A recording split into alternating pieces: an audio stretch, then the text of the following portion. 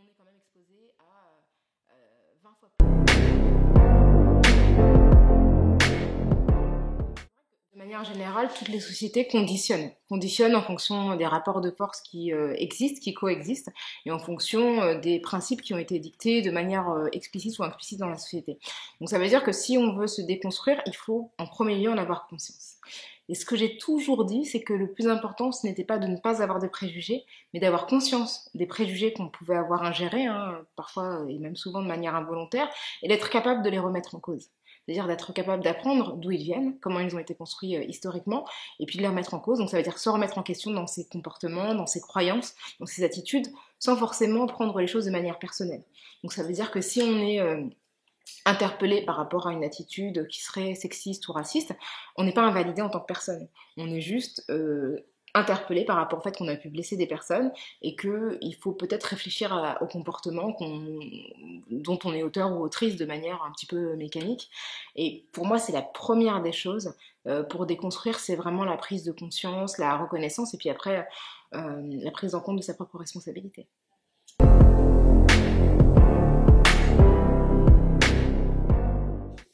Alors, ce que j'ai trouvé intéressant dans la polémique qui avait été initiée du fait des propos de Lilian Thuram qui disait de manière très très claire que dans la culture qu'il appelait culture blanche, qui était la culture française, la culture italienne, culture européenne de manière générale, il y avait vraiment une forme de racisme qui était ancrée depuis très très longtemps, du fait des esclavages, des colonisations, des génocides même qui ont été perpétrés au nom de cela, et qui avait un sentiment de supériorité qui était très présent dans les populations blanches.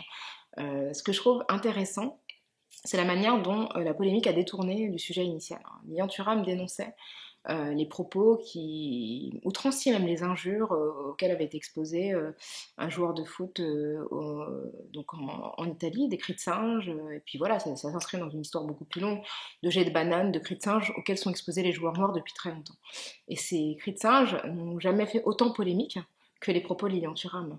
Et pour moi, ce qui était révélateur, c'est que Lilian Thuram pointait du doigt un impensé. C'est-à-dire que le groupe blanc, en fait, en France, n'est jamais désigné en tant que tel. On parle beaucoup des minorités, des musulmans, des noirs, des roms. Ce sont des groupes dont on parle beaucoup. On va parler de groupes, on va dire, culturels, on va parler des Chinois, au lieu de, même parfois on qualifie de Chinois des gens qui sont asiatiques alors qu'ils ne sont pas Chinois. Enfin, voilà, c'est des groupes dont on parle beaucoup, mais les blancs ne sont jamais pensés en tant que tels. Et le fait que quelqu'un, une personnalité publique, parle des blancs et parle aussi de leur position dominante dans les questions raciales, je pense que ça a choqué énormément de monde parce que le privilège d'être blanc, c'est le privilège de ne pas avoir à se penser comme blanc. C'est-à-dire que comme on est considéré comme étant la norme implicite, on n'a pas besoin de se considérer comme blanc puisque tout est ajusté et adapté à ce qu'on est. Et je pense qu'il a forcé des personnes à se penser comme blanches. Et c'est ce qui a créé des formes de solidarité. Parce qu'on a vu des journalistes, notamment de l'ensemble du spectre politique, réagir de concert pour dénoncer les propos de Lilian Thuram et pas pour dénoncer le racisme dont Lukaku avait fait l'objet en Italie. Le discours identitaire qui a été porté par Nicolas Sarkozy a posé les jalons d'un certain retour du discours hostile aux minorités dans l'espace public. Un certain nombre de chroniqueurs, d'éditorialistes ont vraiment forgé leur réputation autour de cette question-là, une conception très étriquée de l'identité nationale, de l'idée aussi que voilà, la France serait un pays qui serait plutôt construit autour d'une seule culture religieuse, etc., donc à l'exclusion d'autres. Donc ça posait ça, et puis ça a fait émerger dans le discours et dans le débat public un fort discours identitaire conservateur. Par ailleurs, c'est vrai qu'on a vu aussi quand même les questionnements qui étaient ceux des minorités, sur leur place, sur la représentation, mais au-delà de ça, sur des questions spécifiques. Qu'est-ce que ça veut dire aujourd'hui d'être français et d'origine asiatique? Qu'est-ce que ça veut dire d'être noir? Qu'est-ce que ça signifie d'être rome, d'être une femme asiatique, d'être une femme d'origine maghrébine, d'être une femme musulmane, qui n'existait pas avant. Avant, il y avait une idée d'antiracisme un peu globale qui ne pouvait pas tenir compte de certaines spécificités. Et je trouve que cette réaction extrêmement tonitruante qu'on peut entendre des éditorialistes conservateurs, elle est aussi à la mesure de leur panique et de leur peur. Je pense que s'ils réagissent de manière aussi virulente, c'est parce que déjà ils savent qu'ils sont obligés de considérer la contradiction, ce qu'ils ne faisaient pas avant, parce qu'elle était, comment dire, périphérique à leurs yeux. Ils ne l'entendaient pas, ils n'avaient pas à l'entendre parce qu'elle ne s'exprimait pas auprès d'eux, vraiment, même physiquement auprès d'eux. Mais pour moi, il y a des choses positives, oui, parce qu'il y a des débats aujourd'hui qu'on est obligé d'avoir. Et on parlait de la polémique qui a été suscitée par les propos tenus par Lilian Thuram. Eh bien, aujourd'hui en France, si on parle des minorités, on doit aussi parler des blancs.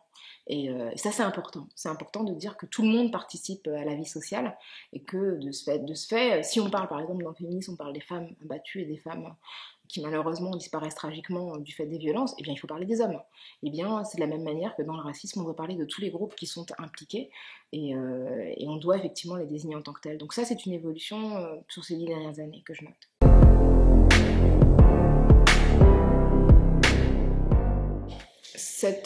Effectivement, cette phrase très très juste qui a été énoncée par Nelson Mandela, et qui est ce qui se fait pour nous, sans nous, se fait contre nous. Pour moi, elle va à l'encontre de toutes les formes de paternalisme où effectivement on se positionne contre les oppressions, mais avec un sentiment charitable et un petit peu dominant. C'est-à-dire que parfois, il y a des engagements qui ne font que conforter une position dominante où on veut faire le bien des gens à leur place, on veut les émanciper, et puis d'une certaine manière, on ne se remet pas en cause, soi-même en tant que dominant. Et je trouve que c'est quelque chose qui est très présent dans les mouvements en faveur des personnes réfugiées, parce que je pense que d'une certaine manière, c'est un engagement qui ne challenge pas forcément la position dominante.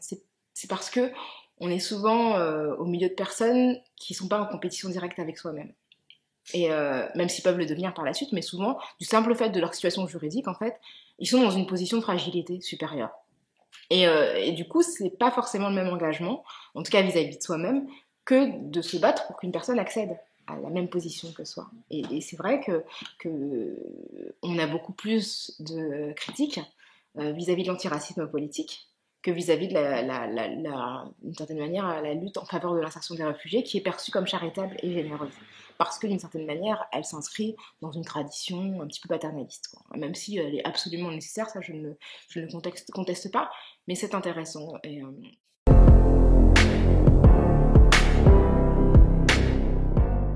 La question des accents, c'est une véritable question parce que, évidemment, elle se pose pour les personnes qui ont grandi en dehors de la France et qui ont appris le français au cours de leur vie et donc qui nécessairement, en tout cas la plupart du temps, le parlent avec l'accent de leur pays d'origine, mais même pour des Français, en fait, parce que le français qu'on entend dans les médias, c'est un français assez parisien.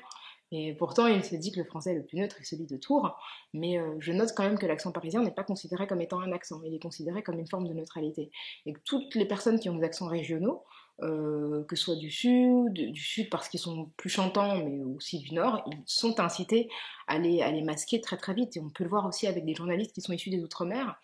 On en voit un certain qu'on a vu évoluer sur une décennie, par exemple, que les accents ont été vraiment, vraiment, vraiment minorés au maximum. Et ça, c'est aussi une uniformisation de la langue française, alors que la langue française, la francophonie, elle est portée en majorité par des personnes qui vivent sur le continent africain. Donc c'est une vision, encore une fois, très étriquée de la langue française qui ne survit que grâce à son apprentissage en dehors du territoire hexagonal et qui malgré tout continue à perpétuer une image un petit peu oui, étriquée de ce qu'elle devrait être. Donc ça c'est dommage parce qu'on se prive de talent, notamment dans les médias radio ou télévisuels où on n'autorise pas en fait un autre français à s'exprimer.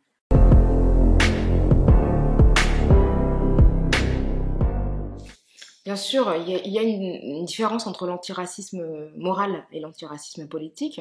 C'est que l'antiracisme moral se place sur un terrain quasi religieux, dans le sens où il s'agit de bien ou de mal.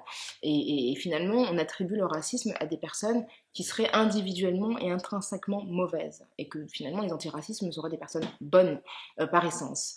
Or, je pense que le racisme est une idéologie qui traverse toute la société, et que de ce fait, on peut être une personne tout à fait valable, tout à fait gentille, tout à fait serviable, et être traversé par des préjugés racistes et et parfois à son corps défendant, reproduire en fait le racisme. Et ça, c'est une lecture politique du racisme. C'est-à-dire qu'on n'accuse pas des individus, on ne les disqualifie pas moralement, mais on se rend compte qu'on est tous exposés au racisme, au sexisme, à l'homophobie, et que de manière culturelle, en fait, on reproduit ces préjugés, on perpétue cette idéologie à travers des actes, à travers des propos, des blagues parfois, hein, ça peut être des choses anodines, des petites réflexions un petit peu insistantes, et que ça ne fait pas de nous des mauvaises personnes.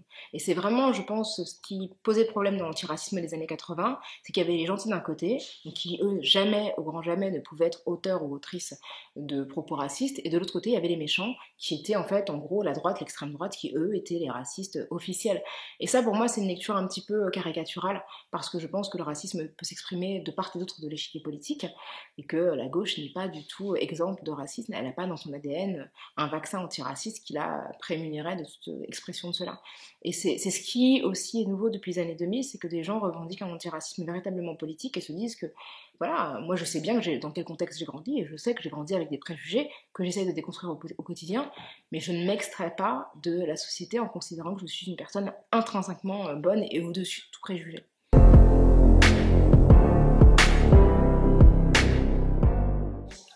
Bah, disons que en France, effectivement, on a toujours le sentiment que certaines personnes doivent montrer des gages pour être considérées comme des citoyens, des citoyennes dignes.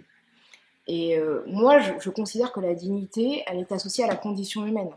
Qu'à partir du moment où on est comme être humain, eh bien, on doit bénéficier de tous les droits qui sont associés à tous les textes dont la France est signataire, qui défendent les droits humains. Et que finalement, cette idée de la méritocratie, c'est une idée qui est injuste, parce qu'il est plus facile d'être méritant quand on est né dans un contexte qui le permet, que quand on parle de beaucoup plus loin, que ce soit sur le plan géographique ou sur le plan social, voire les deux. Et c'est vrai que ces portraits qu'on peut voir de migrants méritants, qui ont percé le plafond de verre d'une certaine manière, qui ont, par leurs efforts, se montré dignes d'être français. Moi, ça me scandalise plutôt parce que, d'une certaine manière, on leur demande plus à eux qu'aux gens qui sont ici, qui n'ont fait que naître en fait en France. Moi, je suis née en France, de parents étrangers. J'aurais pu être la même personne et naître au Sénégal, d'où viennent mes parents. Est-ce que je serais sans doute différente, puisque j'aurais été dans un bain culturel différent, mais je serais quand même un être humain. Et je le vois parce que je suis originaire d'un pays étranger, j'ai des cousins qui vivent en Afrique, et je vois bien que moi, mon passeport me permet d'aller à peu près partout dans le monde sans me poser aucune question, du simple fait de ma naissance, que des personnes qui me ressemblent physiquement ne peuvent même pas venir me rendre visite sans se poser des questions et sans se voir poser des milliards de questions suspicieuses quant à leur intention dans la visite. Donc oui, j'ai un problème avec l'idée que les migrants doivent mériter, les personnes migrantes, les personnes qui sont en migration doivent mériter de s'établir à l'endroit où elles le désirent, parce que la Déclaration universelle des droits humains garantit le droit à la circulation, et le droit à s'établir là où on veut, c'est quand même quelque chose qui est l'essence pour moi de la condition humaine, de circuler, de voir le monde. Finalement, nous on se l'arroge parce qu'on est dans un pays qui est puissant, on peut, moi je peux aller, en tant que Française, je peux aller où je veux en Afrique. Ce n'est pas le cas pour les Africains.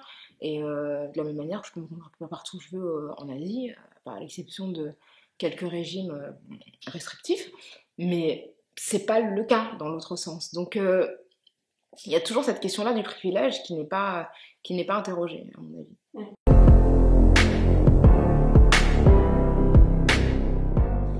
Alors, ce qui est intéressant, effectivement, quand on est exposé au racisme, c'est que lorsque les personnes qui sont victimes de racisme, d'injures, etc., réagissent en grand seigneur, hein, malheureusement j'ai pas d'équivalent féminin pour ce terme, eh bien on les félicite. On leur dit bravo de ne pas avoir exprimé une colère qui pourtant aurait été parfaitement légitime. Et c'est comme si on demandait toujours aux personnes minoritaires de rester à une place qui n'est pas gênante. C'est-à-dire que la colère, quelle qu'en soit l'origine, hein, qu'on soit victime de racisme ou qu'on soit tout simplement en contradiction avec des positions politiques du pays, des options politiques qui sont prises par le gouvernement, eh bien, elles font toujours l'objet de suspicions, et c'est comme si elles étaient perçues comme des attaques. C'est assez marrant, mais hier, j'étais dans une émission de radio, et il y a un homme qui a appelé, qui s'appelait Sébastien, Et il m'a dit, moi quand vous parlez, en fait, je me sens attaquée. Je me suis dit, mais c'est quand même incroyable parce que je ne connais pas cette personne. Donc je ne vois pas pourquoi précisément je m'en prendrais à lui alors que je n'avais jamais entendu parler de son existence avant même qu'il appelle l'émission. Mais c'est parce que en fait la parole des minorités n'est pas perçue comme étant neutre. Elle est forcément perçue comme étant la parole d'un groupe et comme portant une idéologie. Et de ce fait, un noir qui s'énerve après avoir été victime de racisme, ça reste un noir agressif et qui s'en prend d'une certaine manière, qui ne réagit pas comme un être humain pondéré alors que il est normal de réagir agressivement, enfin, en tout cas d'avoir de la colère après une agression. Et moi j'avais été très frappée effectivement quand cette histoire est arrivée et qu'on avait félicité le courage, le calme, la pondération, alors que c'était une agression raciste explicite. Mais c'est aussi ça qui fait qu'il y a une différence de perception. Quand une personne minoritaire critique la France, c'est toujours son amour pour la France qui est remis en cause. C'est toujours, bah, si vous n'êtes pas content, vous n'avez qu'à parler. Et pourtant, on a vu de la colère en France l'année dernière, avec les Gilets jaunes. On a vu une colère comme on avait rarement vu auparavant. Les Gilets jaunes, bien qu'il y avait des personnes de toutes origines, parmi les Gilets jaunes, c'était un groupe quand même qui était perçu comme des blancs majoritairement. Et donc cette colère-là n'était pas perçue comme étant dirigée contre la France en tant que pays identitaire. Donc on n'a jamais entendu personne dire aux Gilets jaunes qu'ils pouvaient partir s'ils n'étaient pas contents. Et ils ont beau avoir, certains d'entre eux en tout cas, s'en sont pris à des monuments, donc des symboles nationaux. Jamais de la vie on s'était dit que c'était anti-France. Donc ça montre bien qu'il y a quand même une injonction à se tenir bien, à bien se tenir, qui est faite aux personnes perçues comme non blanches en France.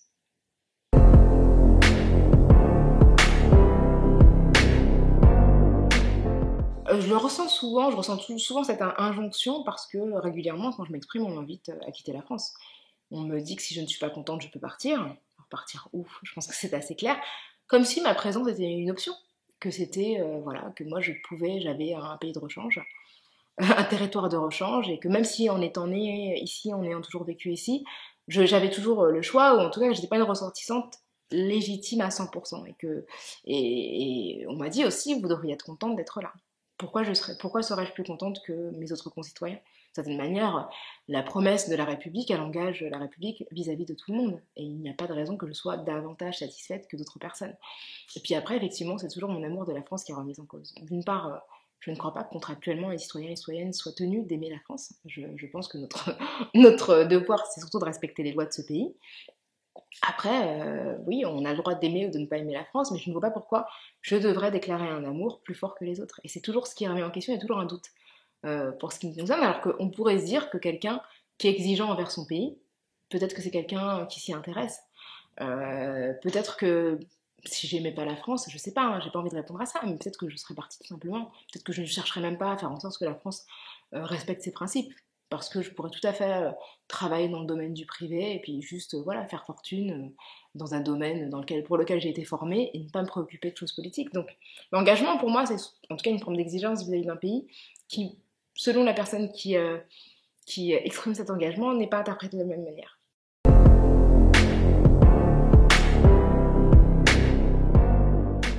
La France, malgré tout, continue à se percevoir comme un pays blanc et chrétien. Et du coup, a tendance à perpétuer l'idée chez un certain nombre de ses citoyens que toute personne qui n'est pas blanche est forcément venue d'ailleurs. Alors qu'on ait des liens avec ses origines, qu'on en soit fier, qu'on les apprécie, etc., c'est quelque chose de très personnel. Mais on ne peut pas déduire d'un faciès une provenance étrangère. Il y a quand même un certain nombre de Français qui sont nés ici, qui ont des traits qui rappellent l'Asie, l'Afrique, voire l'Amérique latine, et qui pour autant n'ont pas forcément fait de déplacement dans leur vie. Et le fait de devoir en permanence se justifier, et le fait que ce ne soit pas compris, toujours quand on est un petit peu agacé, parce que, ben oui, pourquoi on est la seule personne à devoir se justifier alors qu'on a un ami qui lui est belge et même pas français, mais parce que blanc, en fait, on ne pose même pas de questions sur sa provenance véritable. Et les gens ne comprennent pas, disent mais non, c'est de la curiosité. Non, ce n'est pas de la curiosité, parce que la curiosité, elle consiste à s'intéresser véritablement aux personnes. Alors que les personnes, si une personne comme moi répond qu'elle vient de Paris, eh bien les gens ne se satisfont pas de cette réponse et veulent savoir autre chose. Et en réalité, la question qui se place, qui se cache même derrière ça, c'est pourquoi es-tu noir? Pourquoi n'es-tu pas blanche? Pour quelle raison? Est-ce que c'est lié à tes parents? Est-ce que tu es venue? Est-ce que tu as un lien avec tel ou tel pays? C'est ça qui les intéresse. C'est ce qui nous distingue d'eux. Et, euh, et je trouve que c'est... Oui, c'est quelque chose qui conforte dans l'idée qu'on n'est pas vraiment d'ici, qu'on n'est pas comme les autres et qui peut, euh, comment dire, faire planer une forme d'insécurité identitaire. Après, je comprends quand on connaît quelqu'un relativement bien, qu'on s'intéresse à ses origines, etc. De toutes les façons, ça vient souvent à un moment donné dans la conversation. Mais quand c'est la première question, de manière systématique, ça veut dire qu'il y a un inconfort qui est en face, parce que c'est pas normal de ne pas tout simplement se contenter des indications, parfois, je veux dire, une manière de parler, de s'habiller, de consommer la culture, qui parfois en dit beaucoup plus qu'une couleur de peau, qu'une apparence physique.